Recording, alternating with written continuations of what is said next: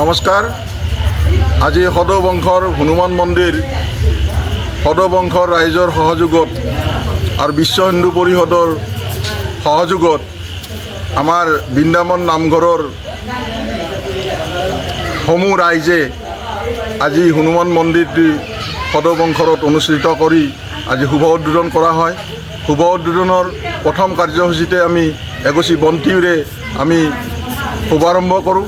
তাৰ পিছতে আমি বৃক্ষৰোপণ কাৰ্যসূচী আৰু 108 গছি বন্তি, তাৰপিছতে বিশাল শোভাযাত্ৰা আৰু দুপৰীয়া প্ৰায় 1400-1450 মানুহৰ প্ৰীতি ভোজনেৰে আমি কাৰ্যসূচী ৰূপায়ণ কৰি আজি এতিয়া আমাৰ হনুমান চালিচা ইতিমধ্যে সমাপন হ'ল আৰু এতিয়া আমাৰ নাম পৰিৱেশন কৰিব।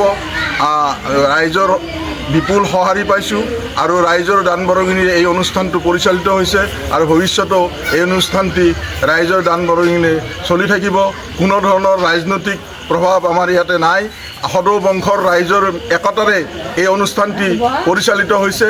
গতিকে ভৱিষ্যতে আশা ৰাখিছোঁ আমাৰ সদবংশৰ ৰাইজে এই হনুমান মন্দিৰটো পৰিচালনা কৰিব আৰু আপোনালোকৰ সহায়ত সদবংশৰ হনুমান মন্দিৰৰ প্ৰচাৰ বা প্ৰসাৰ হ'ব বুলি আমাৰ আশা ৰাখিছোঁ।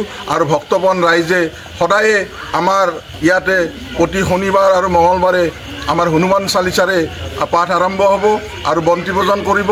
গতিকে মই আপোনালোকৰ জৰিয়তে আমাৰ অসমতে আমাৰ সদবংশৰ হনুমান মন্দিৰটো প্ৰচাৰ কৰিব বুলি আমি আশা ৰাখিছোঁ। ধন্যবাদ।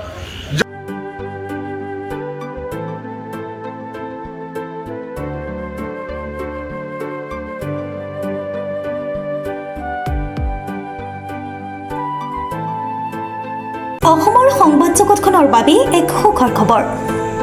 আপোচবিহীন ৰাইজৰ কণ্ঠ সাপ্তাহিক কবচ পুনৰ এবাৰ অসমৰ ৰাইজৰ মাজলৈ।